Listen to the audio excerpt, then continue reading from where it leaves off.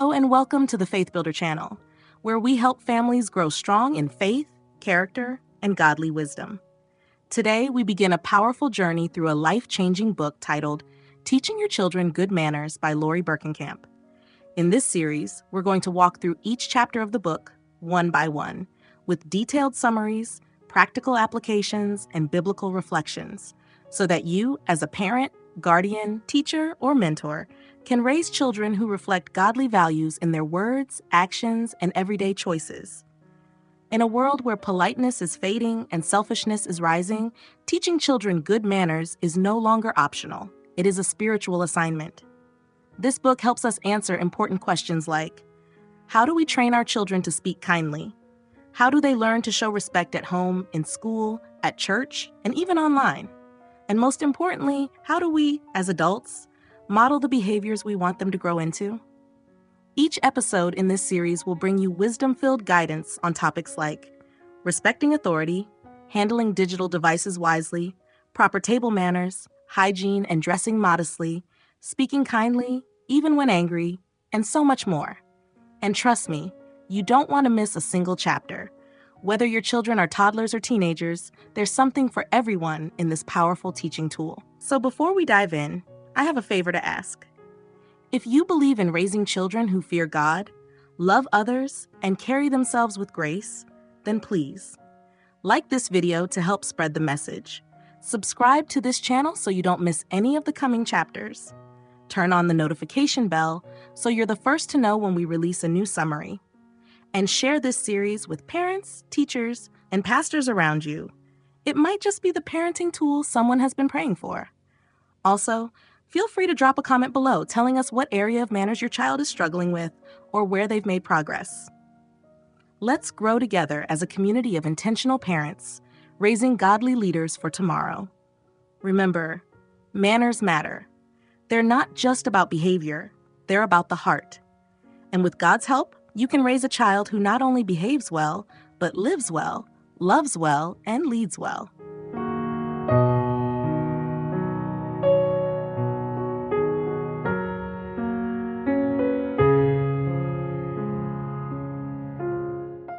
Chapter 1.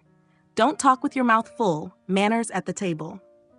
Imagine a peaceful, laughter-filled dinner table where children sit with proper posture, use their utensils with care, and engage in meaningful conversations without any loud chewing, burping, or sibling quarrels.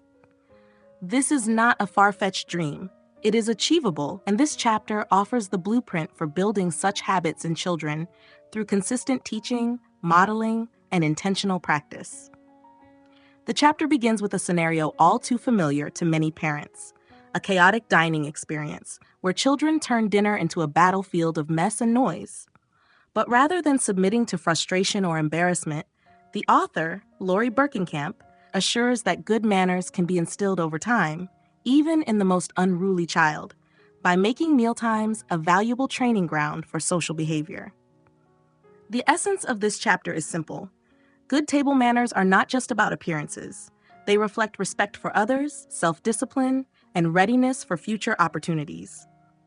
A well-mannered child at home today could be the confident adult impressing employers at a business lunch tomorrow.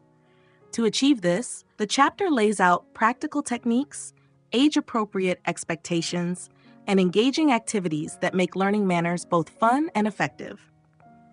Rather than overwhelming children with rules, the focus is on teaching one or two specific behaviors at a time, reinforcing them positively, and celebrating small victories. The discussion begins with preparation for mealtime, from washing hands and removing outdoor gear to involving children in meal planning and table setting. Even the way a child comes to the table, with empty hands, clean and focused, sets the tone for the meal. Next, the chapter explores the structure of a proper meal, including how to sit properly at the table, when to begin eating, how to pass dishes without chaos, the importance of waiting for others before eating, using utensils appropriately. Parents are encouraged to model good behavior themselves. The subtle but powerful principle of do as I do is emphasized repeatedly. If parents chew with their mouths open, interrupt, or slouch, children will mimic these actions unconsciously. The chapter also emphasizes meaningful dinner conversation. not as a lecture, but as a family bonding time where everyone gets a turn to share their thoughts. Turn-taking, listening, and respecting others' opinions become natural when modeled regularly at the table. Furthermore, the topic of trying new foods is handled with wisdom. Instead of engaging in dinner table battles, the concept of a no thank you helping is introduced, a small taste to encourage exposure without pressure. Children are also encouraged to express gratitude by saying thank you to the cook and to recognize the effort involved in meal preparation, fostering an attitude of appreciation. To reinforce learning, the chapter provides several creative games and activities, such as Tea with the Queen, I Spy Good Manners, Talking Round Robin, and more. These make practicing table manners enjoyable and memorable for kids of all ages. Lastly, the chapter concludes with age-based expectations and answers to common parenting questions, offering a clear roadmap for what to expect from toddlers to teens when it comes to table manners. Key points. 1. Respect and manners go hand in hand. Teaching good table manners is a way to instill respect for others and create a pleasant family atmosphere. 2. Modeling is essential. Children mirror what they see, not what they are told. Parents must lead by example. 3. Preparation matters. From hand washing to appropriate dress and arriving with empty hands, the setup shapes the tone of the meal. 4. Start with small wins. Focus on 1 or 2 behaviors at a time. Overloading a child with corrections leads to frustration. 5. Positive reinforcement works best. Celebrate good behavior instead of only correcting bad ones. 6. Conversation is part of manners. Teaching kids how to take turns speaking at the table fosters confidence and communication skills. 7. Trying new foods with grace. Encourage polite refusal if necessary, but cultivate openness to new tastes. 8. Participation promotes ownership. Let children help in setting the table, serving food, and cleaning up to build a sense of responsibility. 9. Create rituals around meals. Family dinners can become sacred times for bonding, learning, and reflection. Practical applications. 1. Set up a dinner rules chart at home with pictures or phrases like, use your fork, say please and thank you, and wait your turn to talk. Involve your children in designing it. 2. Rotate table setting responsibilities among your children. This teaches both responsibility and attention to detail. 3. Use the no thank you helping technique to gently encourage kids to try unfamiliar foods without forcing them. 4.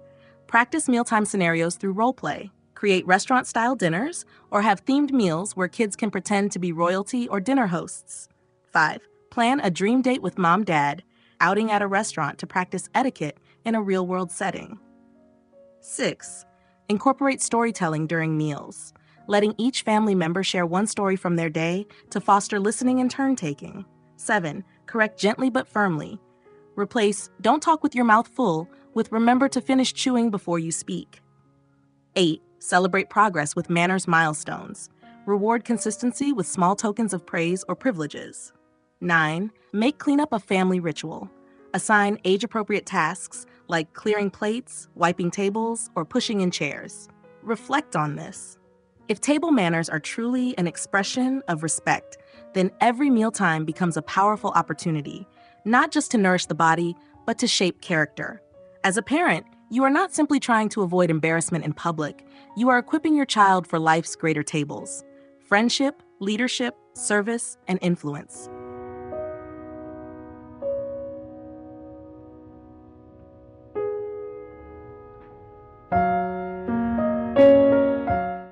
Chapter 2, What Did You Just Say? Appropriate language in every setting. Words are powerful. They have the ability to uplift or destroy, to honor or offend. That is why Chapter 2 of Teaching Your Children Good Manners takes a deep dive into the one area where children often struggle most: using appropriate language. From saying please and thank you to learning when to stay quiet, this chapter reminds us that mannerly speech is just as vital as mannerly behavior. The chapter opens with a vivid, cringeworthy moment: a preschooler telling a stranger, "You're really fat." In that moment, what's meant as innocent honesty becomes hurtful, embarrassing, and offensive. But rather than labeling children as rude, this example reveals something deeper. Children are learners. They observe, absorb, and then express their thoughts without the filters that adults have acquired over time. Our role, therefore, is to guide them gently but intentionally. The chapter defines language manners as not just about using the magic words like please, thank you, and excuse me, but also about timing, tone, and tact. A child may say the right words but with the wrong tone, sarcastic, dismissive, or angry, and the impact is still negative. Conversely, learning to speak kindly, respectfully, and appropriately makes children welcome in any social setting. One major emphasis in the chapter is modeling. Children mimic what they hear at home.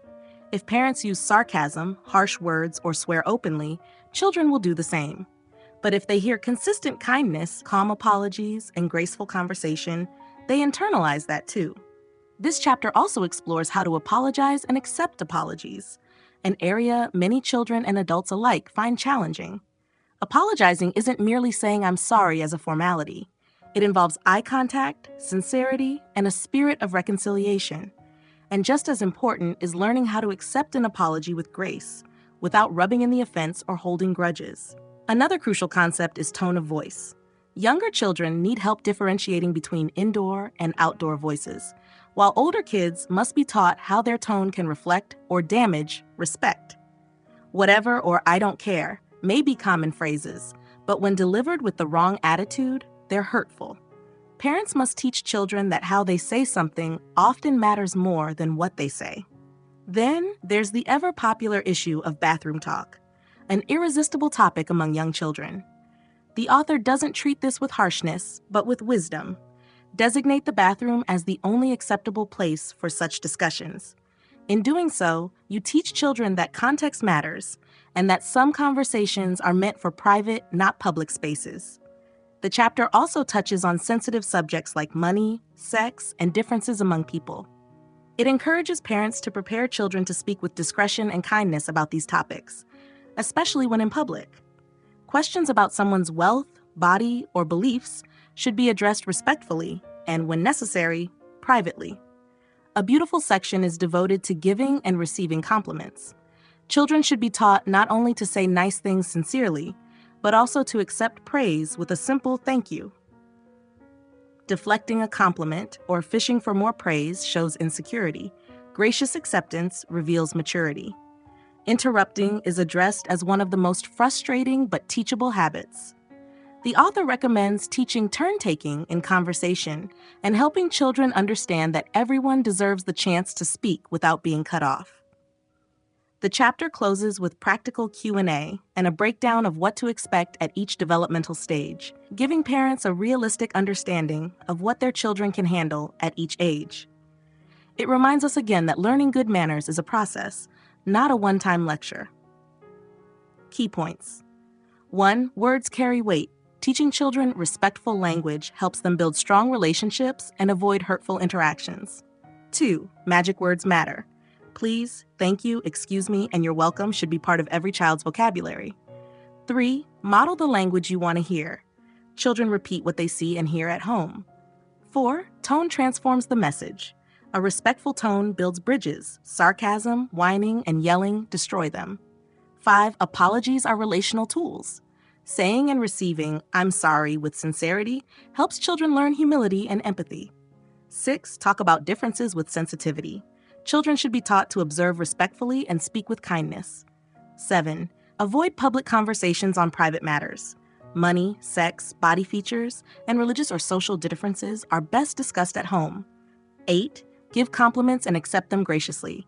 This teaches empathy, social grace, and emotional intelligence. 9. Teach waiting turns in conversation. Helping children avoid interrupting shows them the value of others' voices. Practical applications. 1. Use "What's the magic word" as a prompt. Help younger kids remember to say please and thank you by gently prompting them until it becomes second nature. 2. Create a no interrupting game. Let each family member take turns speaking during dinner and reward good listening habits with praise or small tokens. 3. Implement indoor versus outdoor voices practice. Role-play animals or characters using different tones to help children recognize the difference. 4. Practice apology scripts. Teach children to say, "I'm sorry I hurt you. I'll try not to do it again," and to respond, "I accept your apology." 5. Introduce the compliment circle. Let each person at the table give someone a sincere compliment and say, "Thank you," in return. 6. Establish a bathroom talk zone. If your kids use inappropriate words at the table, gently send them to the bathroom to finish their thoughts. 7. Discuss money and personal topics privately. Teach kids that asking, "How much did this cost?" or "Are they rich?" is not appropriate in public. 8. Play walk in their shoes. Use storytelling to help kids imagine how others might feel when stared at, labeled, or teased. 9. Create a language jar. For older kids, consider a playful but meaningful penalty system for swearing or using sarcastic tones, like a coin jar or push-ups. 10. Monitor and correct tone early. Don't ignore bad tone. Calmly say, "Try that again in a nicer way," to help children correct themselves. Reflect on this. The way a child speaks reveals what is in their heart. Teaching them to use their words with care is one of the most powerful gifts a parent can give. In the home, children learn not only how to speak, but how to honor others with their speech. When parents speak with kindness, consistency, and compassion, children echo that language into the world.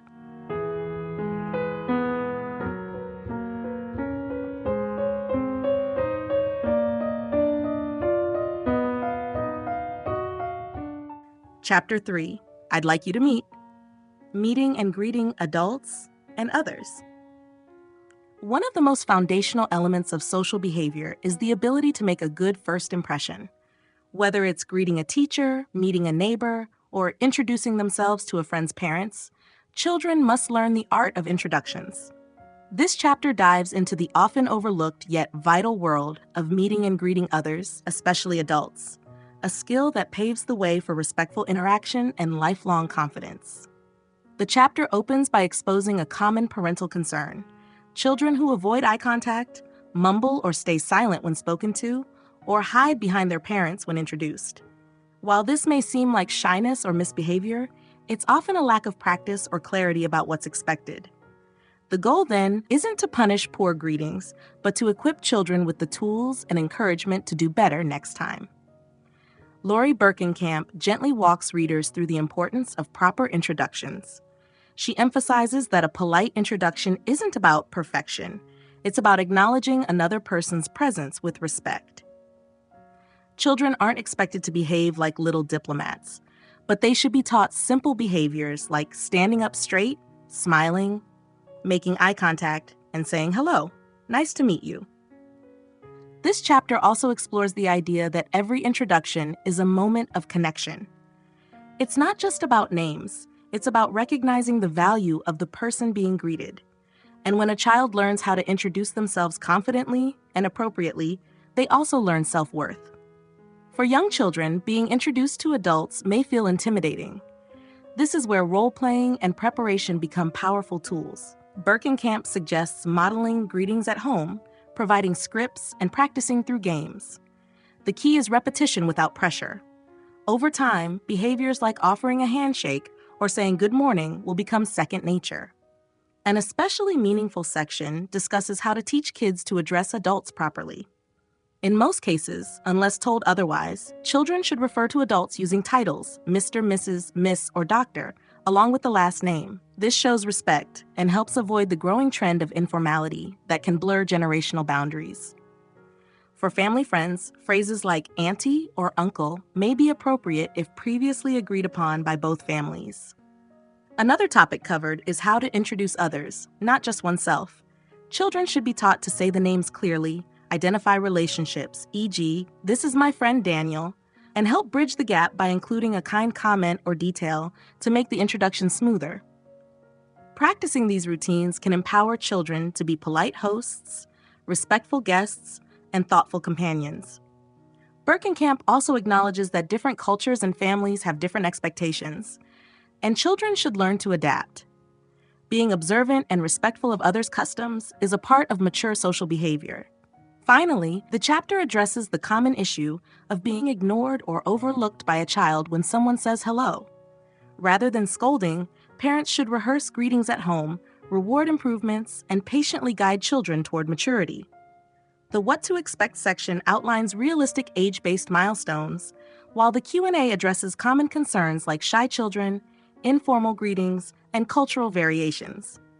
Key points. 1. Introductions matter. Teaching children how to meet and greet others builds confidence, shows respect, and creates lasting impressions. 2. Respect starts with a name. Using proper titles when addressing adults is a form of honoring their position and role. 3. Practice makes politeness permanent. Repeated exposure to greeting scenarios helps children develop social confidence. 4. Self-introductions build independence. Teaching children to introduce themselves is a key step in social and emotional growth. 5. Modeling is powerful. Children who see their parents greet others politely will naturally imitate that behavior. 6. Manners are culturally sensitive. It's important to teach children to observe and adapt to varying customs across households and communities. 7. Shyness is not rudeness. Many children need time and coaching to feel comfortable meeting new people. Practical applications. 1. Practice introductions at home. Use role-play games where children practice meeting imaginary teachers, neighbors, or new friends. 2. Teach eye contact and posture. Reinforce the importance of standing up, making eye contact, and offering a friendly expression. 3. Create a greeting routine. At church, school, or family gatherings, establish a routine for greeting adults with a smile and polite phrase. 4. Use proper titles consistently. Reinforce using Mr., Mrs., Miss, or other respectful titles at home to make it habitual. 5. Introduce everyone when guests arrive. Let your child practice by introducing visiting relatives or family friends at home gatherings. 6. Reinforce through storytelling. Share Bible stories of respectful greetings, e.g., Abigail bowing before David, 1 Samuel 25:23, to reinforce godly manners. 7. Use the name sandwich method. Teach children to say, "Hi, I'm Daniel. It's nice to meet you, Mrs. Johnson," combining their name with the other person's. 8. Praise good greetings. When your child greets someone well, say, "That was a respectful introduction. You did great." 9. Practice hospitality. Let your child be the one to greet guests at the door or offer a seat, learning to make others feel welcome. Reflect on this. Teaching a child to look someone in the eye and say, "It's nice to meet you," is more than a social nicety. It is a powerful act of humility, confidence, and respect. It prepares them for a world where character still counts, and where the way you honor others with your presence opens doors far greater than talent alone.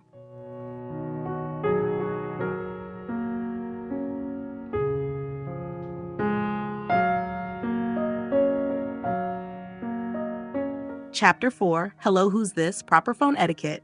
Before texting, WhatsApp, or video calls became the norm, the telephone was a child's first introduction to invisible communication, speaking without seeing the person on the other end. Yet even in today's digital age, the basic etiquette of phone use remains highly relevant. This chapter provides timeless principles for teaching children how to answer, speak, and behave appropriately on the phone, lessons that translate seamlessly into voicemail, video calls, and professional communication in adulthood.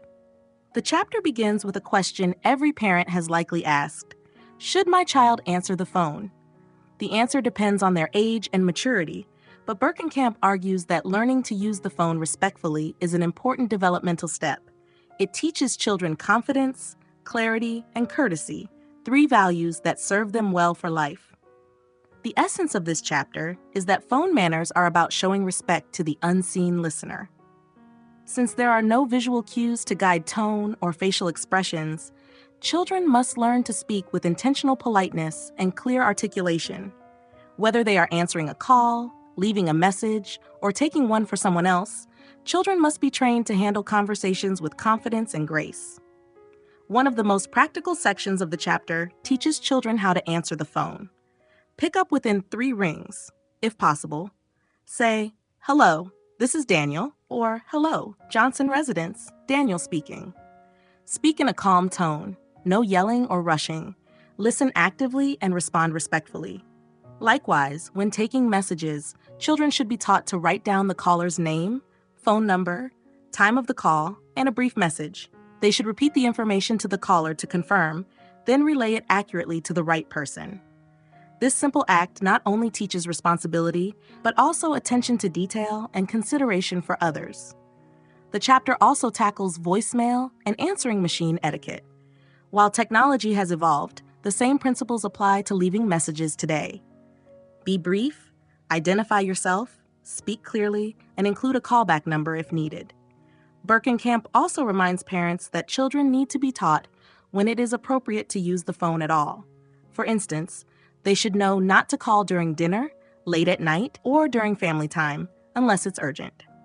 Another important theme is respecting privacy and boundaries.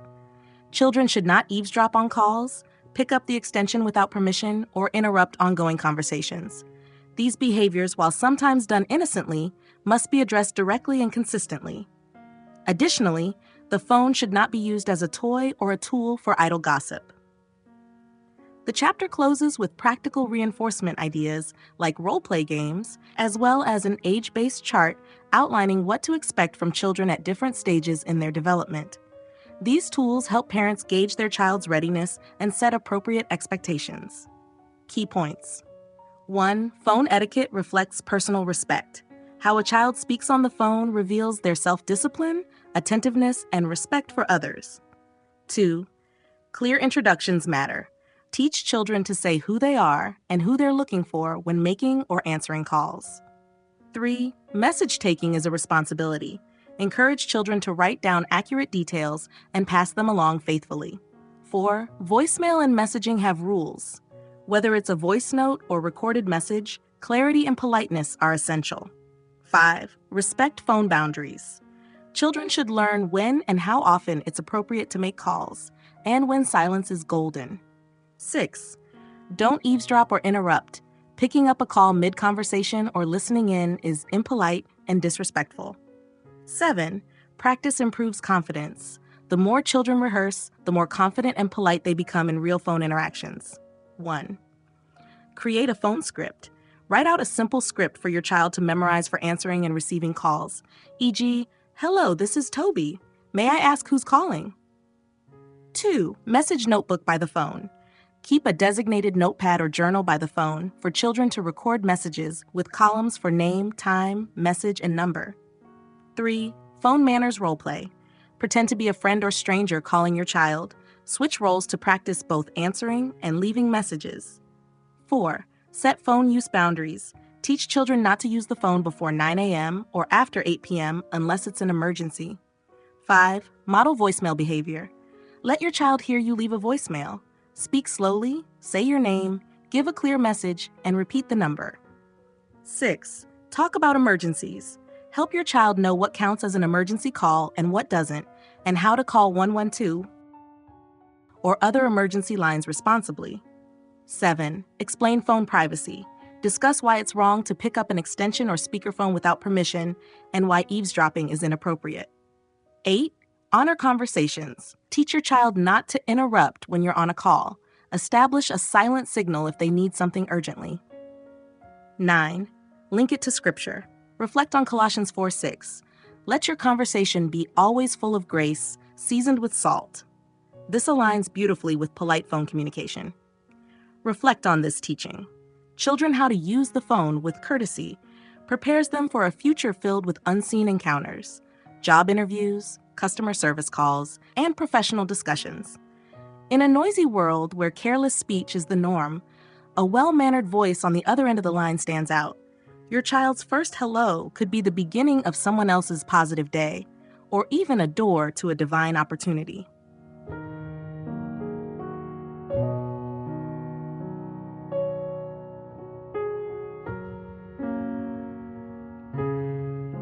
Chapter 5, It's My Party, Invitations, Commitments, and the Dreaded Thank You Note. There's a unique joy in celebration, birthdays, special milestones, holidays, or spontaneous get-togethers. But underneath every successful event lies a web of invitations, responses, thank yous, and responsibilities that many children, and even adults, overlook. This chapter tackles the subtle yet significant realm of party etiquette, offering a treasure chest of practical wisdom for teaching kids how to navigate social events with grace, gratitude, and dependability. The chapter opens with a familiar dilemma, the chaos of RSVPs, last-minute cancellations, kids forgetting to thank their host, or parents left scrambling because of unclear communication. While these may seem like minor issues, Berkenkamp reminds us that these moments are opportunities to teach lifelong lessons in integrity, follow-through, and appreciation. Invitations and RSVPs. The first part of the chapter discusses how to respond to invitations. Children should be taught that when someone invites them to a party, it's not just a suggestion, it's an opportunity to either gratefully accept or respectfully decline. And whichever choice they make, a response should always be given. This, the author notes, is part of showing respect to the host. Teaching kids how to RSVP might seem like a small detail, but it is a foundational lesson in responsibility. Saying, "I'll be there," means you are expected and failing to show up without warning sends a message of unreliability. On the other hand, changing your mind last minute, without a valid reason, can create complications for the host. The chapter encourages parents to role-play RSVP situations with their kids, whether by phone, card, or text. The goal is to instill in children the importance of communicating their attendance clearly and promptly. Being a good guest. Once the invitation is accepted, children should learn how to be a gracious guest. This includes arriving on time, bringing a gift if appropriate, participating in activities respectfully, thanking the host or birthday child, and avoiding complaints. Even if the food isn't their favorite or the game isn't fun, they should practice courtesy. Berkenkamp also explains that sometimes being a guest involves restraint and maturity. For instance, if a child didn't win a prize or didn't get as much cake, they must be taught not to whine or compare, but to enjoy the celebration and focus on others. These behaviors, though small, reflect character and social awareness. Hosting with kindness. Children also benefit from learning the responsibilities of being a host. If your child is throwing a birthday party, this chapter offers guidelines on how they can help greet guests, introduce people, include everyone in games, and show appreciation. Even in their excitement, young hosts should be reminded that making their guests feel welcome is part of their role. Parents are encouraged to involve their children in planning their own events, especially when it comes to deciding whom to invite and how to handle situations like uninvited guests or unexpected behavior. This is not only empowering, it teaches kids how to manage social dynamics thoughtfully.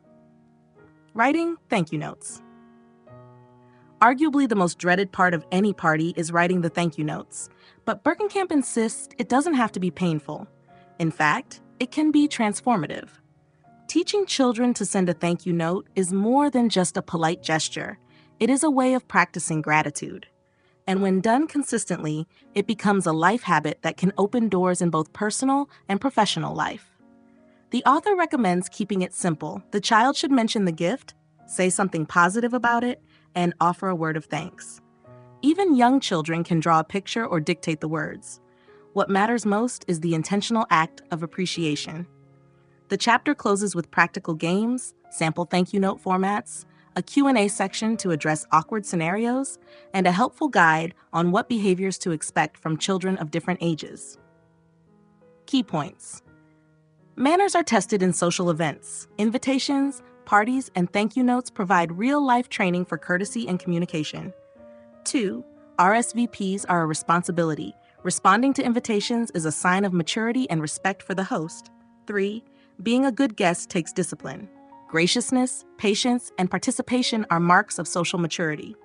4. Hosting teaches leadership. When children plan and host, they learn to serve others even in their own celebration. Thank you notes express gratitude. A simple, heartfelt note teaches children to appreciate both gifts and gestures. 6. Flexibility and kindness matter. Not every party goes perfectly. Teaching kids to adjust with grace is an invaluable skill. 7. Parents should guide, not control. Children thrive when they're involved in social planning with appropriate guidance. Practical applications. Create a family RSVP rule. Once an invitation is received, decide within 48 hours and respond promptly. Involve your child in making the decision. 2. Role-play being a guest. Practice scenarios like thanking the host, greeting new people, or responding politely if they don't win a prize. 3. Teach the 3 guest rules. Arrive on time, participate politely, and say thank you before leaving. 4. Let kids plan part of their party. Help them make the guest list, choose games, or decide how they'll thank guests. 5. Use a thank you note template. Provide your child with a simple structure like, "Dear name, thank you for the gift. I really liked it because love, child's name." 6. Practice unexpected appreciation. Encourage children to thank not only the gift giver, but also the parent who helped, the venue staff, or siblings who assisted. 7. Host a gratitude day. Choose a day when everyone in the family writes or speaks thanks to someone who has been kind to them. 8. Turn it into an art activity. Let younger kids draw their thanks instead of writing. Stickers and colors make it more fun and personal. 9. Link to biblical values. Connect thankfulness to verses like 1 Thessalonians 5:18. "In everything give thanks, for this is the will of God in Christ Jesus concerning you." Reflect on. This gratitude is more than a virtue. It is a lifestyle. Teaching children to appreciate invitations, honor their commitments, celebrate with humility, and say thank you with joy is not just about parties. It's about preparing them to live in a world where kindness, consistency, and character are desperately needed. In the rhythm of invitations and thank you notes, children learn one of life's most powerful truths. Appreciation turns moments into memories.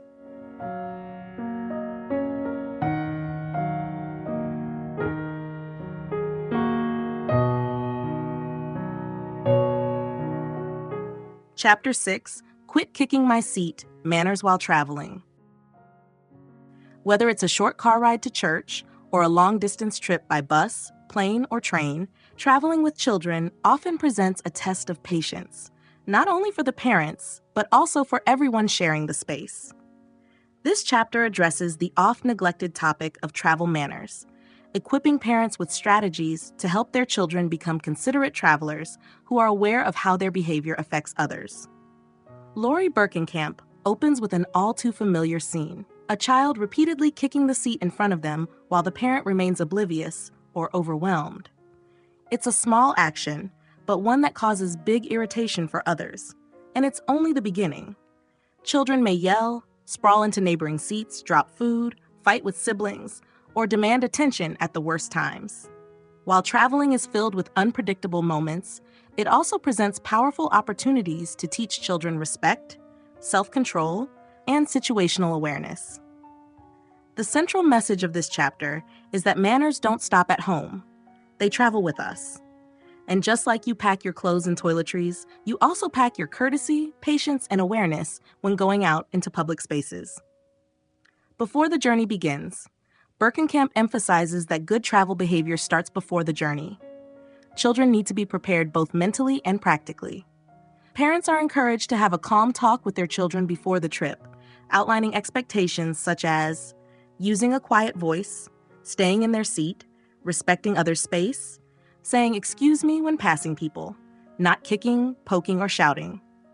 Packing items that will keep the child occupied, like books, coloring tools, games, or quiet snacks, can prevent boredom, which is a major trigger for misbehavior. Importantly, parents are encouraged not to rely on screens alone to entertain their children during travel. While digital devices can be helpful in moderation, engaging the child with travel-friendly conversation, stories, and games builds stronger relationships and teaches interaction in public spaces. In public transport or air travel. The chapter then explores specific scenarios involving airplanes, buses, and trains where space is shared with strangers. This introduces a greater need for spatial awareness and discipline. Children must be reminded not to recline seats abruptly, not to pull on the seat in front, to use headphones if listening to music or watching videos, to walk carefully in the aisles, to avoid shouting or rough playing. Parents should serve as consistent role models, showing by example how to behave respectfully in close quarters. A child watching their parent say, "excuse me," when moving through the aisle, or hearing them politely interact with a flight attendant, learns that respect is not conditional, it's constant. In cars, traveling in cars presents a more relaxed setting, but even there, manners should not be dismissed. Children should be taught to speak calmly without shouting, keep their seatbelts fastened, refrain from distracting the driver, avoid fighting or name-calling with siblings, help clean up the car afterward. The author reminds readers that cars are still shared spaces, and honoring those spaces builds the habit of order and courtesy. cultural awareness, and kindness to strangers. Another thoughtful part of this chapter explores how travel introduces children to new people and cultures. Parents should prepare their children to be respectful and curious, not critical or judgmental. This includes not laughing at unfamiliar accents or dress styles, being mindful of body language, learning polite greetings in local languages if traveling internationally, observing customs without mocking. These lessons in cultural respect not only improve social interaction but also teach humility and appreciation for diversity. Exiting gracefully. A final point covered is how to end the travel experience with manners. Saying thank you to the driver, flight attendants, or fellow travelers when appropriate helps children close the experience on a note of gratitude. It reminds them that every trip, no matter how routine, is an opportunity to learn and grow. Key points. 1. Travel is a real-life manners test. Children must learn that politeness is not confined to home or school. It travels with them. 2. Preparation is key. Setting expectations before the trip helps children behave better during it. 3. Public spaces require spatial awareness. Respecting other people's space, volume, and comfort is vital. 4. Screens are not the only solution. Engaging with books, games, and family interaction develops patience and people skills. 5. Modeling manners matters. Children mirror the tone, behavior, and speech of parents, especially in public. 6. Travel teaches cultural respect. Encourage observation, appreciation, and kindness when encountering different customs. 7. Clean up and say thank you. Ending the journey with gratitude reinforces humility and thoughtfulness. Practical applications. 1. Create a travel behavior checklist. Include rules like no kicking, use your inside voice, stay buckled, and say thank you. 2. Pack a manners bag. Fill a small travel kit with books, puzzles, snacks, and wipes so children can stay clean and entertained. 3. Have a quiet game contest. Challenge children to see who can go the longest without speaking loudly or interrupting. 4. Practice travel role play. Pretend you're boarding a bus or flying on a plane and rehearse good manners like waiting turns, greeting seatmates, and saying thank you. 5. Use a travel journal. Encourage older children to write about people they met or things they saw, reflecting on kindness and diversity. 6. Assign cleanup duties. Have your child pick up any trash or food wrappers before leaving the car or bus. 7. Teach greeting basics in other languages. If traveling abroad, practice saying hello and thank you in the local dialect. 8. Make a no-fuss snack list. Choose snacks that don't make messes or smells, and pack tissues or napkins to avoid sticky hands. 9. Recognize effort. If your child travels well, compliment specific behaviors like, "You were so polite to the flight attendant," or "Thanks for keeping your voice down." Reflect on this. When children travel with good manners, they carry more than luggage. They carry a spirit of honor, patience, and adaptability. In a world increasingly marked by self-centeredness, a child who is mindful of others while on the move becomes a quiet ambassador of courtesy. Every trip, no matter how short, becomes a classroom, and every mile traveled is a step toward maturity.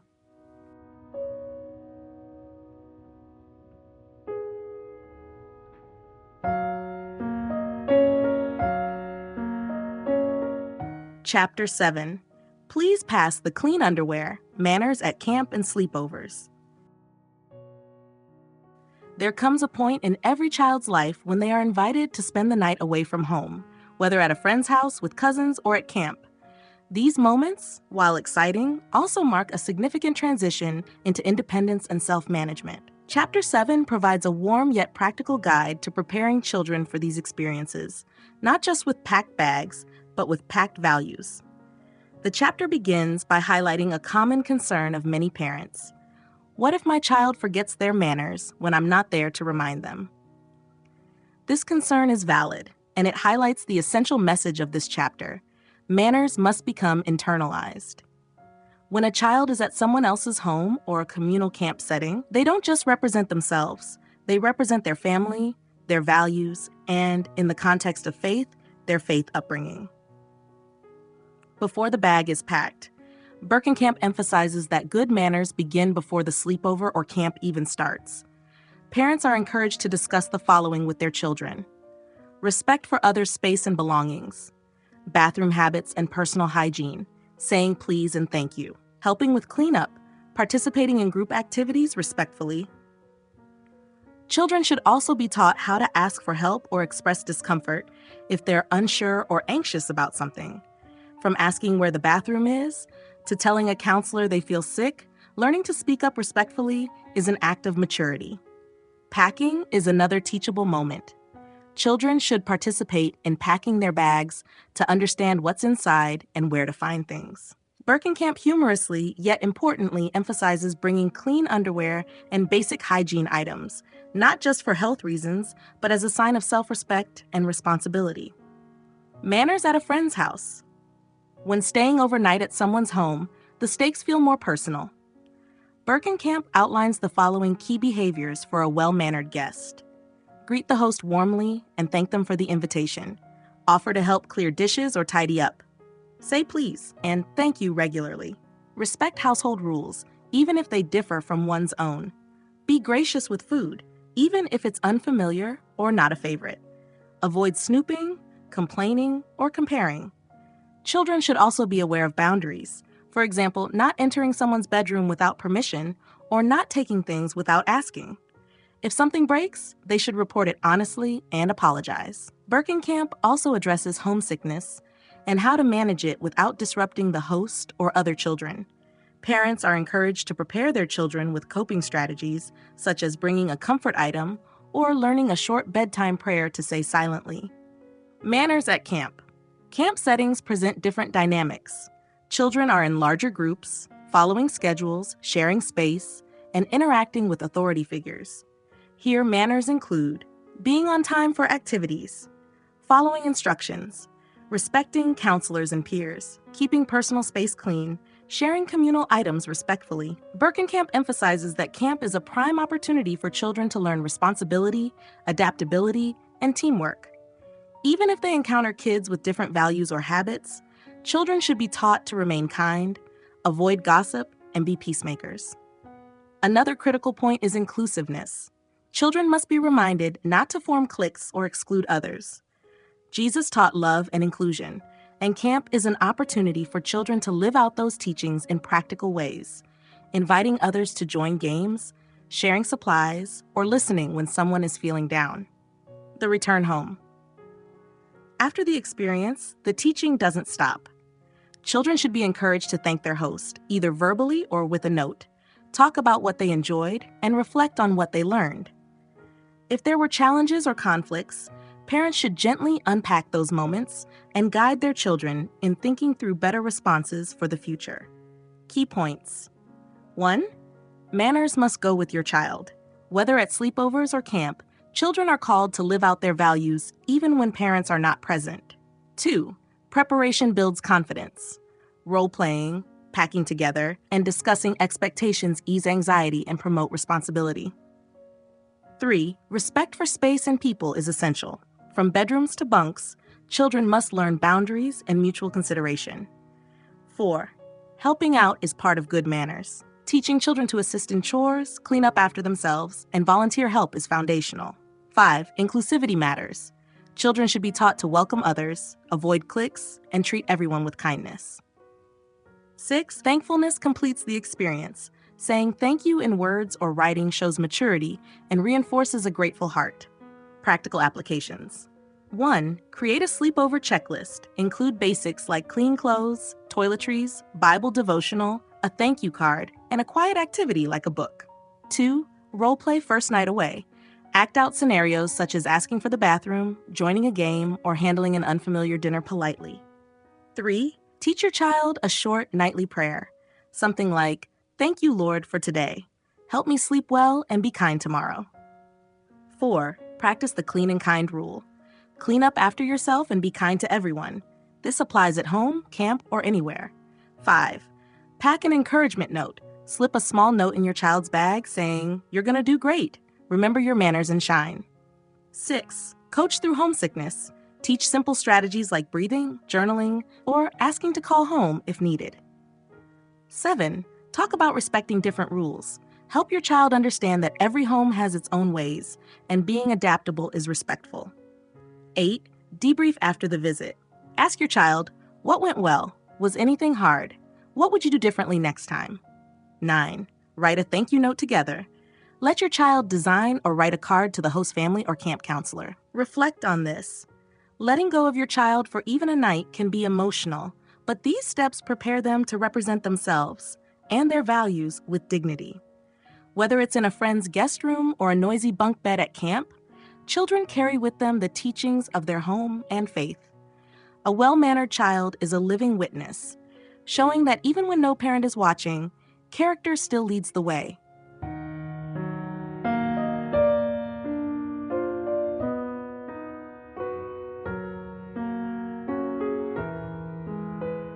Chapter 8, No One Wants to Watch You Pick Your Nose, Table Manners for Every Age. Few social settings reveal a child's manners more clearly than the dining table. Whether at home, in a restaurant, at a wedding reception, or during communion at church, how a child eats, talks, and behaves at the table is a reflection of both their upbringing and self-awareness. In this humorous yet insightful chapter, Lauri Berkenkamp confronts the sometimes uncomfortable but always important topic of table manners with clarity, empathy, and practical advice.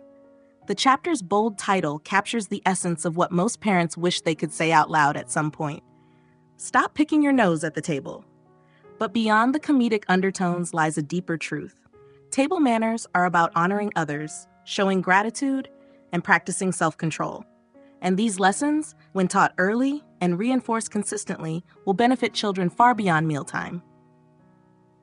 Why table manners matter. At the heart of the chapter is the idea that meals are social and spiritual occasions. The act of eating together, be it in a family kitchen or formal event, is an opportunity to connect, reflect, and respect the people around us. Berkenkamp reminds parents that manners aren't about impressing others, but about making others feel comfortable. Table manners also teach children how to function gracefully in society. From business lunches to dinner with in-laws, the skills children learn at the dinner table will open doors and create impressions for years to come. Start where they are. Berkenkamp emphasizes the importance of starting where your child is. A toddler learning to use a spoon will obviously have different expectations than a 10-year-old sitting through a formal dinner. The key is age-appropriate instruction, patience, and modeling. For younger children, basics like sitting at the table during the meal, not throwing food, using utensils correctly, not talking with a full mouth are the foundation. As children grow, they can learn more nuanced skills. Waiting for everyone to be served before eating, asking politely for something to be passed, using a napkin properly, complimenting the food, even if they don't like it. The chapter encourages daily practice at home. Family dinners, even if simple, are the perfect training ground for lifelong etiquette, and while occasional lapses are expected, consistent reinforcement will lead to progress. Common dining challenges. The book candidly discusses challenges like loud chewing, talking with food in one's mouth, reaching across the table, burping or making jokes during meals, complaining about the food. Instead of responding with shame or punishment, Berkenkamp urges gentle correction and proactive teaching. For example, teach children to say, "No, thank you," if they don't like something rather than making faces or negative comments. Also discussed is the problem of interruptions at the table. Children often dominate conversations or veer off into unrelated or inappropriate topics. Teaching them to listen, wait their turn, and contribute respectfully to conversation is a valuable social skill. Eating out and formal meals. When eating in public or attending special events, children should understand that the table is not a stage for attention-seeking behavior. Running around, making noise, or treating the waiter rudely is not acceptable. Before going out to a restaurant or someone's house, parents should review expectations. Stay seated unless excused. Use please and thank you with the server. Keep voice at a moderate level. Avoid spilling or playing with food. Use proper posture and utensil handling. In formal meals, such as weddings, church events, or formal receptions, children can learn the value of reverence, dignity, and honor. These moments are not about performance, but about participation with humility and respect. Key points. 1. Table manners teach respect. Eating respectfully shows care for others and gratitude for the food. 2. Daily practice matters. Mealtimes at home should be used for gentle training, not just eating. 3. Manners grow with age. As children mature, their etiquette should also deepen. 4. Politeness includes the unseen. Not talking with full mouths, chewing quietly, and sitting upright are silent acts of consideration. 5. Correct with grace. Avoid harsh shaming. Instead, teach by modeling and encouraging. 6. Public meals demand awareness. Children must know how to act in restaurants, church dinners, or guest homes. 7. Gratitude is at the center. A thankful attitude, even for a meal one dislikes, reflects maturity. Practical applications. 1. Create a family mealtime routine. Begin with prayer, take turns sharing one thing you're thankful for, and end by cleaning up together. 2. Design a manners menu. Each day, focus on one skill: napkin use, asking to be excused, passing food, etc. 3. Role-play restaurant scenes. Pretend to be the waiter and have your child order, say thank you, and handle a wrong dish politely. 4. Use visual reminders for young kids. Stickers or table mats with polite phrases and posture tips can be both fun and instructive. 5. Involve kids in meal setup. Let them set the table properly. Plates, forks, spoons, cups. Teach names and placement. 6. Create a no interruption rule. Use a hand signal to remind kids to wait for their turn to speak. 7. Praise effort, not perfection. Celebrate small victories like, "I noticed you chewed with your mouth closed today. Well done."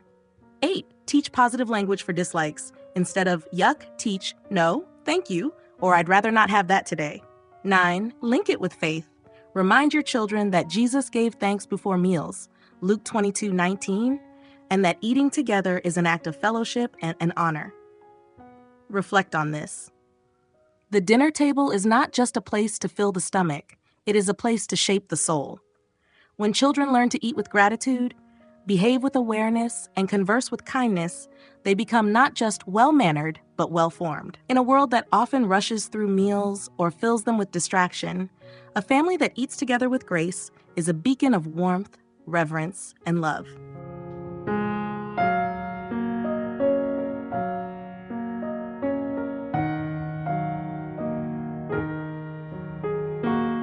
Chapter 9.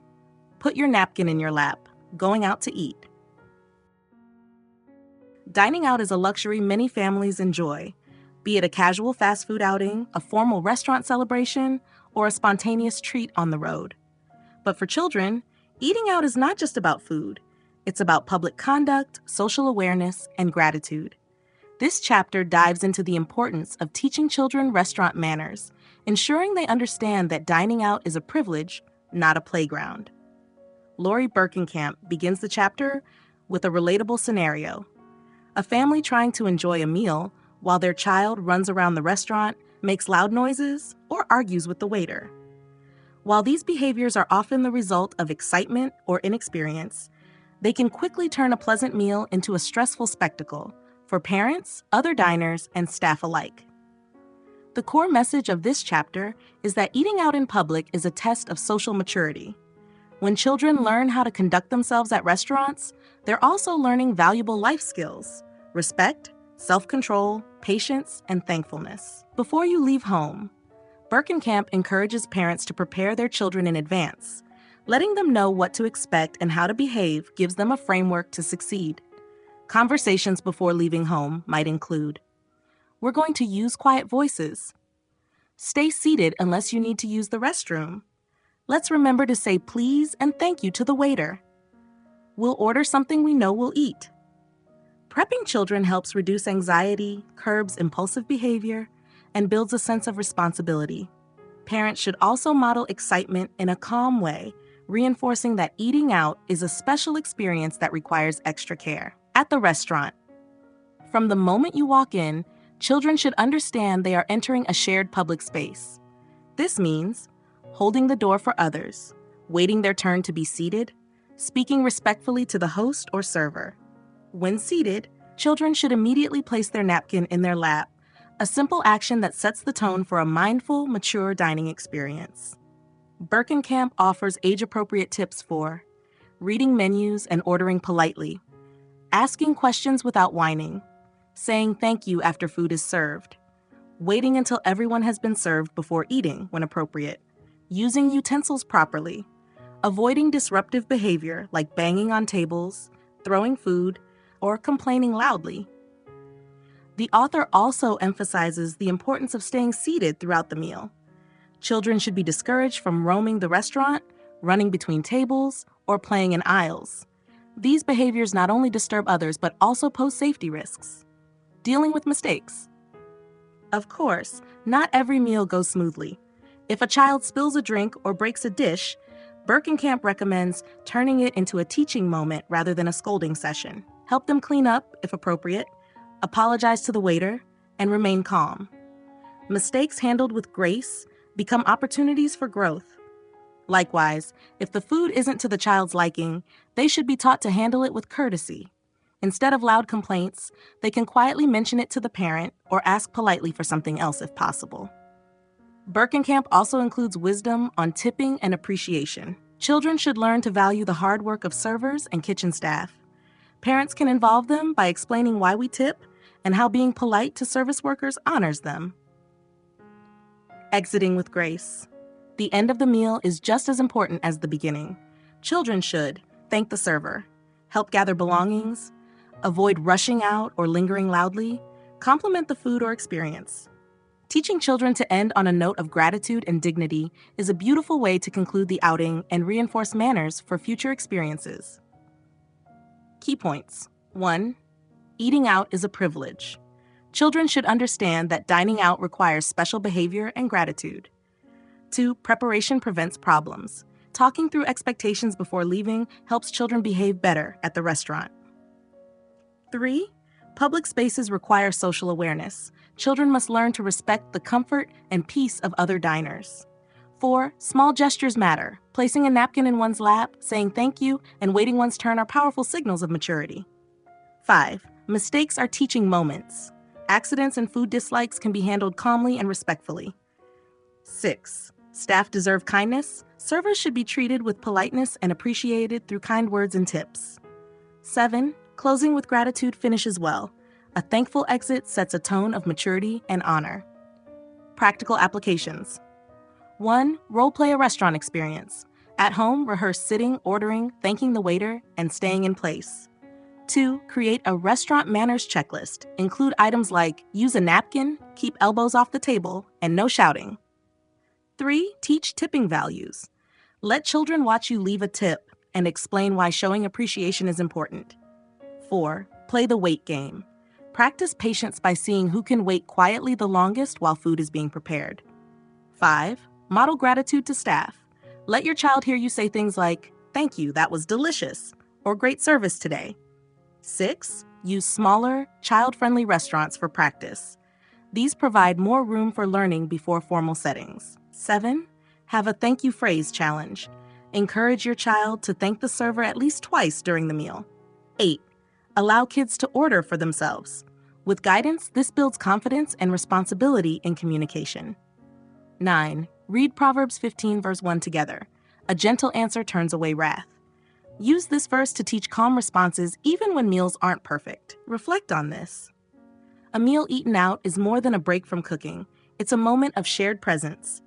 Teaching your children how to behave with respect, patience, and grace in public dining spaces reflects more than good upbringing. It reflects godly character. In a noisy world that often forgets the value of others, a well-mannered child seated politely at a restaurant table quietly proclaims, "I've been taught to love others by how I treat them."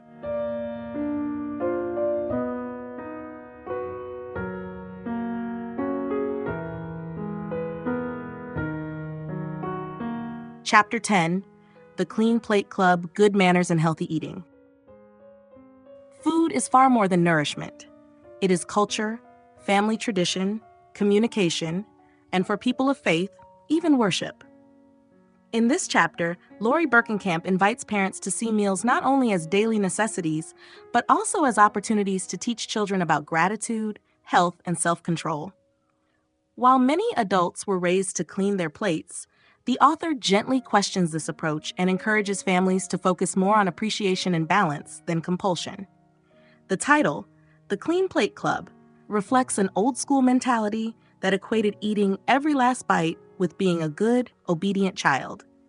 Many parents still pass this mindset along, fearing waste or believing that finishing a plate honors the cook.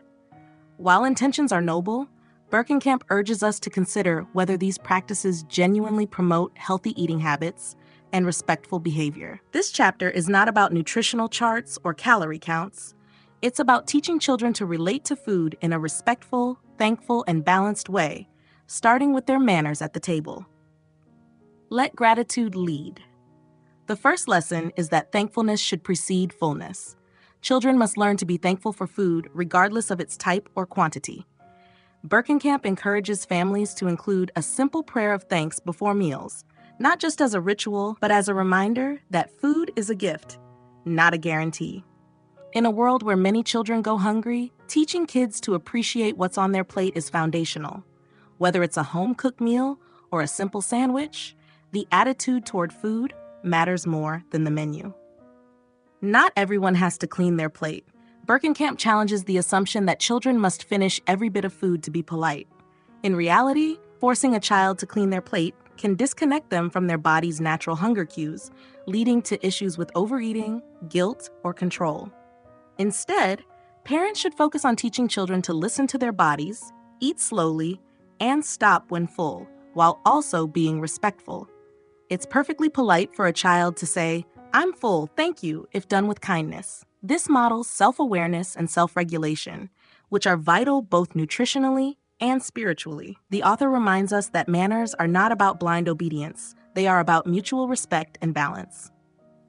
Trying new foods. Politely, children can be hesitant or downright dramatic when faced with unfamiliar or disliked foods. Berkenkamp offers helpful strategies for encouraging kids to try new things without creating power struggles. She suggests a no thank you bite rule. Try one bite, then politely refuse if needed, complimenting the effort even if the food isn't liked, avoiding negative facial expressions or comments at the table, practicing respectful responses like, "No thank you," or "That's not my favorite." The goal isn't to force compliance, but to build confidence and courtesy. A child who can try something new without fussing demonstrates bravery and consideration, a combination that will serve them well in all areas of life. Food, faith, and family conversations. Another vital lesson in this chapter is that meals should not just be about eating, but also about connecting. Berkenkamp recommends turning off screens and using meals as times for conversation, laughter, and family bonding. Parents can use mealtime to talk about the day, share a Bible verse or reflection, ask, "What was the best part of your day?" Discuss one thing you're thankful for. Children learn best by watching. When they see parents eating thoughtfully, listening respectfully, and expressing gratitude, they mirror those behaviors. Meals become sacred spaces when they reflect reverence, respect, and relationship. Key points. 1. Manners start with gratitude. A thankful heart leads to polite behavior at the table. 2. Finishing every bite is not always necessary. Children should be taught to listen to their hunger, not pressured to overeat. 3. Trying new foods is a growth opportunity. Respectfully tasting unfamiliar dishes shows courage and courtesy. 4. Respect includes how we speak about food. Complaining or making faces is impolite and hurtful to the cook. 5. Family meals are sacred spaces. Turn off distractions and turn on conversation and connection. 6. Modeling healthy habits matters. Children watch how parents eat, speak, and relate to food and others. 7. Balance is better than perfection. Focus on growing a lifelong attitude of appreciation, not rigid control. Practical applications. 1. Introduce a no thank you bite rule. Encourage one spot of new food before making a final decision. 2. Start every meal with prayer. Thank God for the provision and pray for those who lack food. 3. Teach polite refusals. Practice saying, "No thank you, I've had enough," instead of whining or pushing food away. 4. Use a family conversation jar. Fill a jar with fun or thoughtful questions to spark conversation at dinner. 5. Let children help cook or serve. Involving them fosters ownership and respect for the food. 6. Create a tasting night once a month. Try new international foods and teach children to respond with openness and politeness. 7. Use Proverbs 15:17 as a devotion. Better a small serving of vegetables with love than a fattened calf with hatred. 8. Affirm manners, not empty plates. Say things like, "Thank you for using your napkin," or "That was kind of you to try it." 9. Be flexible with portion sizes. Serve smaller amounts with the option to ask for more. This avoids waste and pressure. Reflect on this. Teaching good manners at the table isn't about perfection or performance. It's about cultivating a spirit of gratitude, discipline, and empathy. A child who learns to honor food, eat with balance, and speak kindly at the table is being trained in far more than etiquette. They're being trained in wisdom, humility, and community. As Scripture reminds us in 1 Corinthians 10:31, "So whether you eat or drink or whatever you do it all for the glory of God."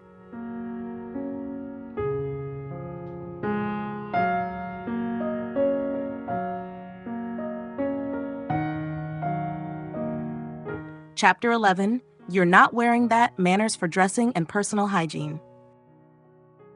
Of all the daily battles parents face with their children, one of the most frustrating and often sensitive is the clash over clothing and personal hygiene.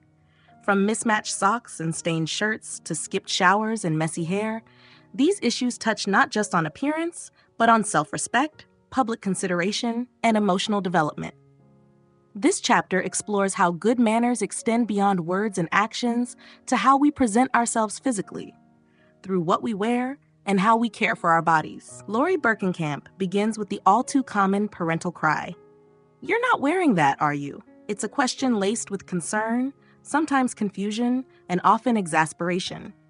But beneath the surface, the author encourages us to see that how children dress and manage their hygiene is a reflection of deeper values: respect for self, for others, and for the occasion. This chapter doesn't push children toward fashion trends or unrealistic standards. Instead, it grounds its guidance in practicality, cleanliness, age appropriateness, and modesty, emphasizing that what we wear and how we groom ourselves can either express courtesy or cause discomfort to others. Dressing with respect.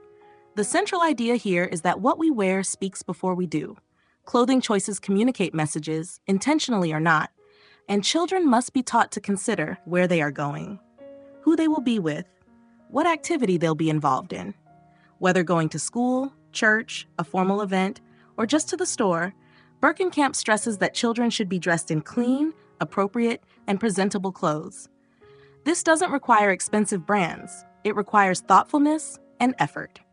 Teaching children how to choose appropriate clothes helps build decision-making and social awareness. Letting them pick from a few pre-approved options offers a sense of independence while still guiding them toward good choices. The chapter also addresses modesty and attention-seeking clothing. Children and teens should be guided toward outfits that are not revealing, offensive, or designed to provoke unnecessary attention. As Scripture reminds us in 1 Timothy 2:9, "I also want the women to dress modestly, with decency and propriety." This principle applies to boys and girls alike and encourages dignity over display. Cleanliness is consideration. Berkenkamp highlights that good manners begin with personal hygiene. No one wants to sit next to someone who smells bad, has dirty fingernails, or hasn't brushed their teeth. While young children may not fully understand this, regular reminders and established routines help build healthy lifelong habits. Daily hygiene includes bathing or showering regularly, brushing teeth morning and night, combing hair neatly, wearing deodorant, as needed by age, wearing clean clothes and socks, changing underwear daily. More than just cleanliness, these routines teach self-respect, discipline, and empathy. A well-groomed child is more confident, more accepted socially, and better prepared to interact respectfully with others. Berkenkamp encourages parents to talk about hygiene early and often, especially during the transition to puberty. These conversations, though sometimes awkward, help children understand bodily changes and take responsibility for their care. Being proactive avoids embarrassment and fosters openness and trust. When to let go and when not to. The author wisely reminds us that picking clothing battles wisely is part of good parenting. Not every outfit needs to be perfect.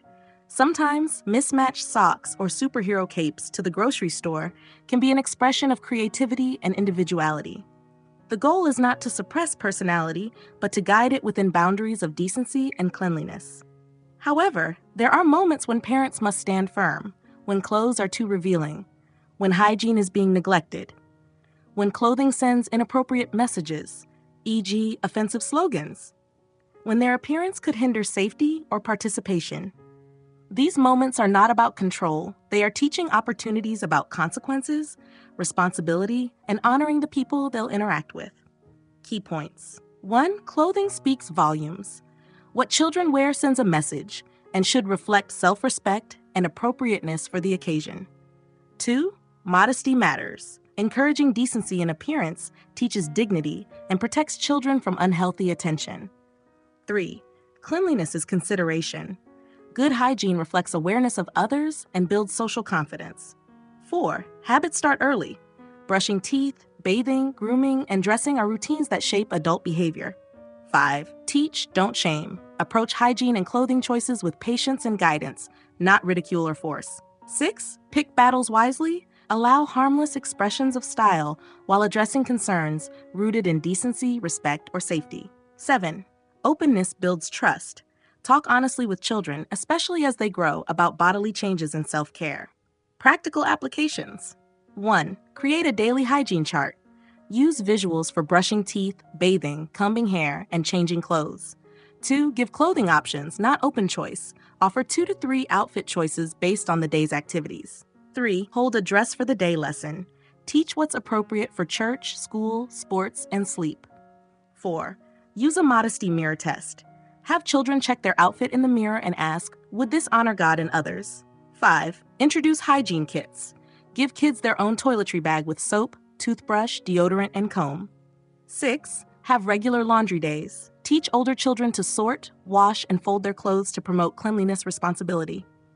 7. Practice positive correction. Say, let's find something more comfortable and respectful to wear today, instead of, you look terrible. 8. Start puberty talks early. Use age-appropriate language in books to explain hygiene needs as bodies change. 9. Share verses like Proverbs 22:1. A good name is more desirable than great riches. Connect personal appearance to the witness of character. Reflect on this. When children dress with care and keep themselves clean, they are not merely preparing for the day. They are expressing love. Love for self, love for others, and love for the God who created them. By teaching children that manners include how they show up, we are instilling in them the understanding that every interaction is sacred and every appearance is an opportunity to shine the light of Christ with humility and grace.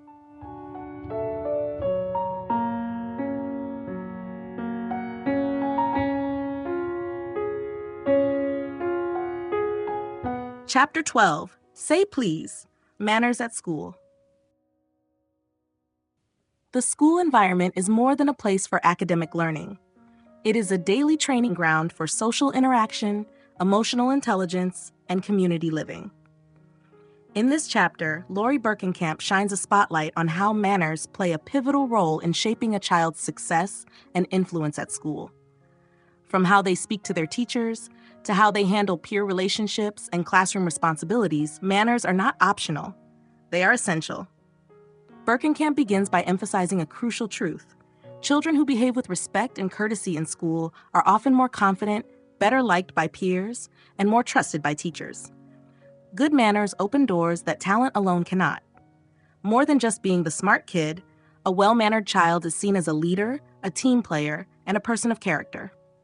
This chapter explores what manners at school really mean, not just in rules and regulations, but in daily behaviors and decisions that reflect who a child is becoming. Respect for authority. A central pillar of school manners is respecting teachers, staff, and school rules. Children must understand that educators are not their enemies, but their guides and mentors. Saying please, thank you, and excuse me when addressing teachers goes a long way in establishing a respectful relationship. Simple actions like greeting the teacher in the morning, listening when others are speaking, following instructions the first time, waiting one's turn to talk or ask questions all demonstrate honor and obedience. Berkenkamp encourages parents to teach children that disagreeing doesn't mean disrespecting. They can ask questions or express concerns, but they must do so with a respectful tone and attitude. She also addresses school staff like janitors, lunchroom workers, and bus drivers. These individuals deserve as much courtesy and acknowledgement as teachers. Children must never see people as less than because of their roles. This attitude teaches humility and the value of every person, which is deeply rooted in biblical truth, James 2:1-9. Respect for peers. School is also where children learn the art of friendship, teamwork, and handling conflict. Berkenkamp offers guidance on peer manners such as sharing materials, not interrupting or dominating conversations, saying kind things and avoiding gossip, including others in games or group work, apologizing when wrong, and forgiving quickly. She also explores bullying and subtle social cruelty, reminding parents that even small acts of exclusion or sarcasm can damage others. Children must be taught not just to avoid being bullies, but to actively stand for kindness and inclusion. This section is rich in insight about emotional manners, how children manage jealousy, attention-seeking, or competition. Helping them recognize these feelings and channel them in healthy ways is key to maturity, responsibility, and self-control. Berkenkamp discusses the importance of being prepared for school and respecting the classroom environment. This includes doing homework on time, bringing necessary materials, keeping one's desk and locker neat, not disrupting the learning of others. Children should also be taught to control their impulses, waiting patiently, raising hands, using quiet voices, and handling frustrations without yelling or throwing tantrums. Another critical area is handling digital devices responsibly. Children who bring phones or tablets to school must be taught when and how to use them respectfully, following school rules and not causing distractions. Manners in the lunchroom and playground. Though often overlooked, these settings are where manners or their absence are clearly seen. Children should be taught to wait their turn in line, clean up after eating, sit properly and avoid shouting or throwing food, include others in games, share equipment and play fairly, be gracious winners and good losers. These moments are rich in character development, and parents can use after-school conversations to reflect on what went well or what could be improved. Key points. 1. Respect for authority builds trust. Teachers, staff, and administrators deserve consistent courtesy and obedience. 2. Kindness toward peers is non-negotiable. Children must be taught to include, forgive, and speak positively about others. 3. Good manners show maturity. Responsibility, preparation, and impulse control reflect growth and discipline. 4. Emotional intelligence is vital. Helping children manage feelings like jealousy or frustration teaches wisdom. 5. Every person deserves respect. Regardless of role or status, everyone in a school setting should be treated with dignity. 6. Outside the classroom, manners matter too. Lunch and playtime are opportunities to live out politeness and patience. 7. Faith expresses itself in conduct. A well-mannered child reflects biblical values through actions, not just words. Practical applications. 1. Practice polite phrases daily. Reinforce please, thank you, excuse me, and may I in conversations at home. 2. Role-play classroom scenarios. Practice raising hands, listening to instructions, and asking questions politely.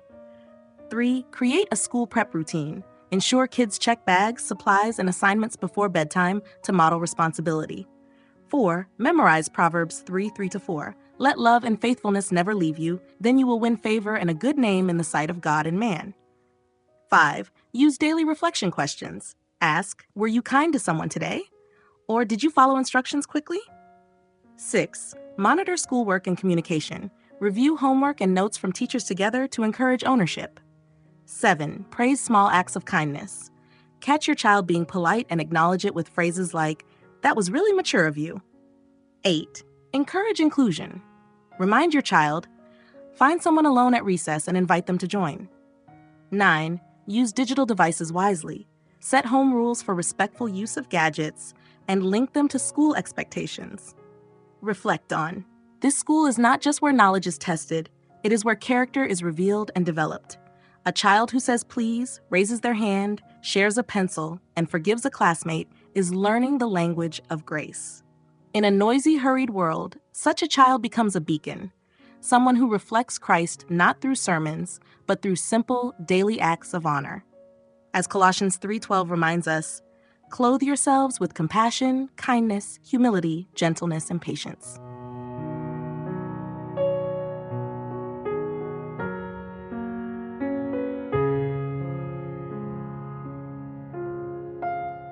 Here is the complete narrative summary of Chapter 13.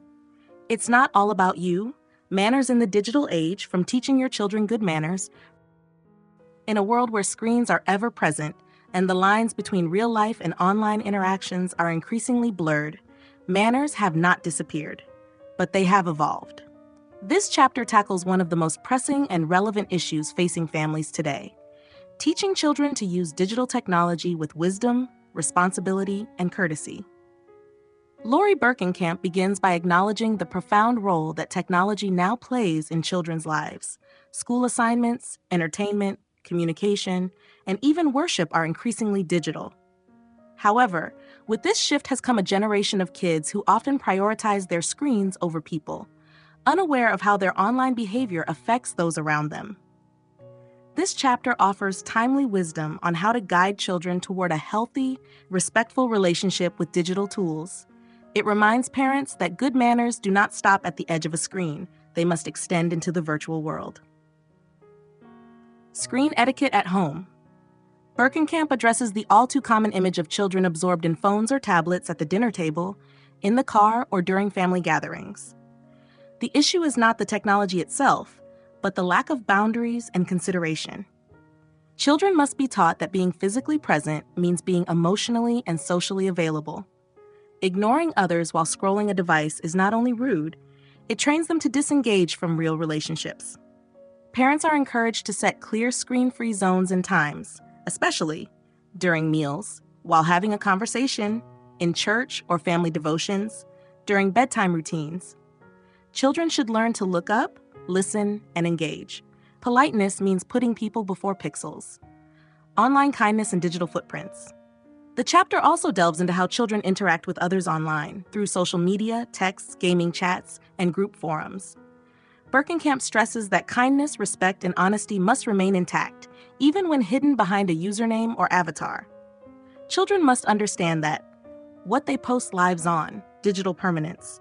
Words can wound, even when typed. Anonymity does not excuse cruelty. Privacy matters for themselves and others.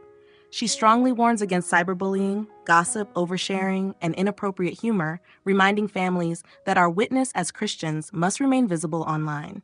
Whatever you do, whether in word or deed, Colossians 3:17, also applies to what we type, like, or share. Teaching children to pause before posting, to think before they text, and to treat others online the way they want to be treated is the digital age's version of the golden rule. Technology and time management. Another key issue is screen time balance. Excessive use of gadgets can lead to social withdrawal, lack of sleep, poor academic performance, reduced creativity and physical activity. Berkenkamp recommends helping children understand that digital entertainment is not a right, it is a privilege. Device use should come after responsibilities like chores, schoolwork, and family commitments. She also suggests involving children in crafting a family tech agreement with rules about device usage, time limits, appropriate content, and consequences for misuse. This not only builds structure, but also fosters trust and accountability. Modeling digital manners. Finally, the chapter makes it clear: parents must lead by example.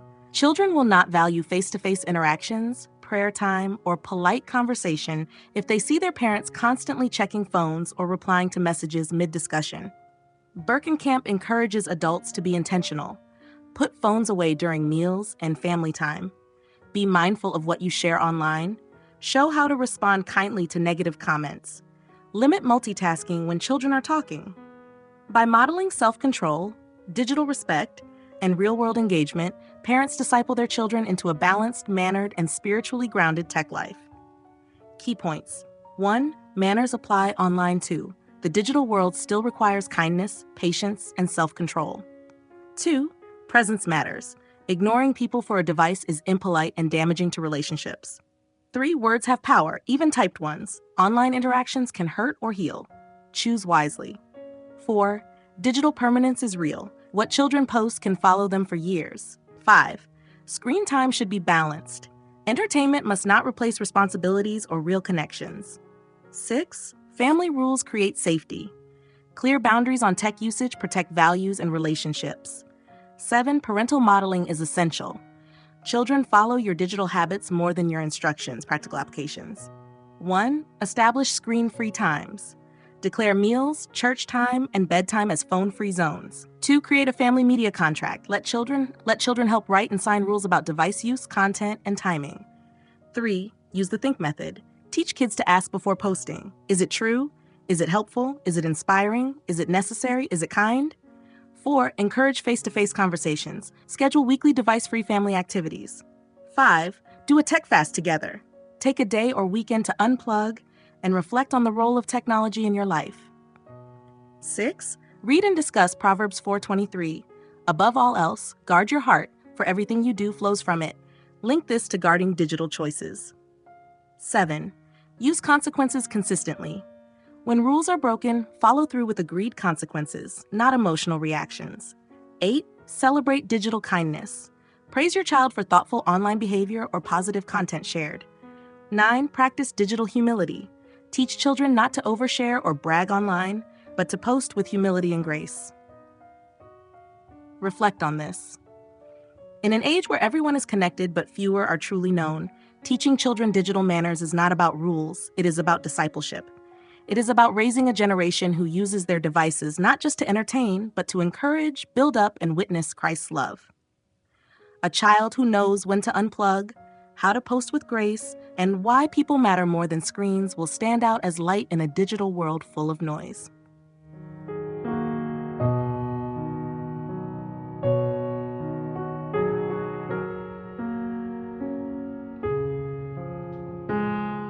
Here is the comprehensive narrative summary of the final chapter of Teaching Your Children Good Manners, Chapter 14, Leading by Example, Walking the Talk. As the journey through manners, character, and social behavior comes to a close, Lauri Berkenkamp brings us to the most foundational and powerful principle of all. Children learn what they live. In this chapter, she emphasizes that no teaching about good manners will bear lasting fruit unless it is modeled consistently and sincerely by parents and caregivers. The phrase, "do as I say, not as I do," has never worked, and it never will. Children are keen observers. They are not simply listening to instructions. They are watching how we live, how we speak when frustrated, how we treat service workers, how we handle interruptions, how we express gratitude, and how we treat one another behind closed doors. Berkenkamp anchors this chapter in the conviction that good manners are more caught than taught. The way we lead in our tone, our table habits, our reactions, our corrections, and our respect for others forms the pattern that our children will follow. Parenting through imitation. From infancy to adolescence, children naturally imitate the behavior of their caregivers. If we shout in anger, they learn shouting is a solution. If we listen attentively, they learn to listen. If we say please and thank you, they absorb courtesy as normal. If we admit our mistakes and apologize, they learn humility. Berkenkamp reminds parents that even our imperfections offer teaching moments. When we slip up, maybe losing our temper, speaking harshly, or interrupting someone, we have an opportunity to model accountability and grace by acknowledging the error and correcting it openly. This form of humility is a greater lesson than 1,000 lectures. It shows children that manners are not about appearing perfect, but about pursuing growth, love, and respect for others, even when it's hard. Consistency over perfection. The goal is not to be flawless, but to be authentic and consistent. Children thrive when they see the same expectations lived out in everyday life. If we expect children to be polite, but we're constantly sarcastic or rude, the lesson will not stick. Berkenkamp encourages parents to live the values they want to see, including saying thank you to store clerks, greeting people with eye contact and a smile, using calm voices even during stress, speaking kindly about others, especially in their absence, respecting boundaries and personal space, responding with patience when interrupted. These small daily habits carry deep weight. Children will forget lectures, but they will remember the atmosphere of your home and the spirit with which you treated people. Manners as a reflection of faith. For Christian parents, this chapter is especially meaningful. Teaching children manners is not just about social success, it's about reflecting Christ's love. Every act of kindness, every display of patience, every moment of forgiveness and humility mirrors the heart of the gospel. Berkenkamp doesn't quote scripture directly, but her message is rich with biblical echoes. Consider passages like, "Let your light so shine before men that they may see your good works." Matthew 5, verse 16. "Be kind and compassionate to one another, forgiving each other." Ephesians 4:32. "Train up a child in the way he should go." Proverbs 22:6. Teaching manners becomes an act of discipleship when we understand that these lessons prepare children to love others well, both in word and deed. Key points. 1. Children imitate what they see. Your behavior is the most powerful teaching tool. 2. Manners must be modeled. Consistent courtesy, even in stress, shapes lasting values. 3. Admitting mistakes is vital. When parents apologize and correct themselves, children learn humility and grace. 4. Daily consistency trumps big moments. Regular kindness, not grand gestures, builds character. 5. Authenticity matters. Children know when adults are pretending. Real growth is shown through honesty and integrity. 6. Manners reflect the heart. Politeness is not about appearances, it's about how we value and treat others. 7. Leading with faith strengthens manners. Linking manners to biblical principles roots them in eternal truth. Practical applications. 1. Evaluate your habits honestly. Ask, would I want my child to mirror this tone, this response, or this habit? 2. Apologize out loud. When you slip, say, "I shouldn't have spoken like that. I'm sorry." 3. Use consistent phrases. Let children hear you regularly use please, thank you, and excuse me. 4. Create a manner moment daily. Point out or discuss one act of kindness, respect, or responsibility seen in the day. 5. Pray together about behavior. Invite God into your family's growth by praying, "Lord, help us to be kind and patient with others." 6. Reinforce instead of repeating. Acknowledge good manners with affirmations. "I noticed how you said thank you without being reminded. Well done." 7. Teach through service. Volunteer as a family and use those moments to show how to treat everyone with dignity. 8. Lead calm conflict resolution. Model how to listen, respond with understanding, and settle disagreements respectfully. 9. Make manners a family culture. Use family values or house rules that include statements like, "We speak gently," "We respect others' time," "We finish what we start." Reflect on this. The final and most enduring lesson of this book is simple but profound. We cannot lead our children where we have not gone ourselves. If we want to raise kids who are respectful, kind, and mature, we must be willing to become those people first.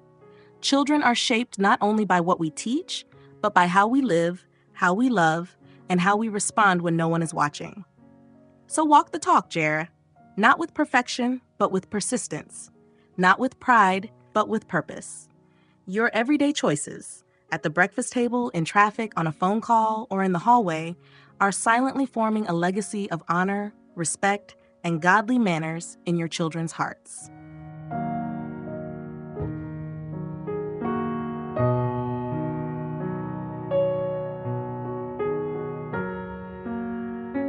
Dear Faith Builders, as we come to the end of this powerful journey through teaching your children good manners, one truth stands clear. Good manners are not just about social etiquette, they are about spiritual character. We've explored 14 insightful chapters covering everything from respect at home to behavior at school, manners during travel, personal hygiene, digital behavior, table etiquette, and above all, leading by example. Each chapter revealed practical steps and deep reflections to help you raise children who are not only polite, but compassionate, responsible, and grounded in godly values. Through every lesson, we've seen that teaching manners is discipleship in disguise. It is our opportunity as parents, guardians, and mentors to shape hearts that are considerate and kind, develop habits that honor others, model lives that reflect Christ. And as we've learned from the final chapter, it all begins with us. We are the mirrors our children look into every day. If we want our children to be gentle, patient, respectful, and truthful, then we must lead the way by embodying those very traits. Not perfectly, but intentionally. Let us remember Proverbs 22:6, which says, "Train up a child in the way he should go, and when he is old, he will not depart from it." That training includes how they speak, how they eat, how they behave in public, how they treat their friends, and how they carry themselves as ambassadors of Christ.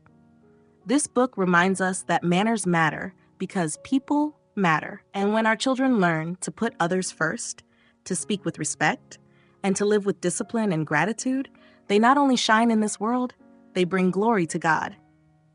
So as you put these teachings into practice, be patient with the process, celebrate small victories, and trust God to do the hard work.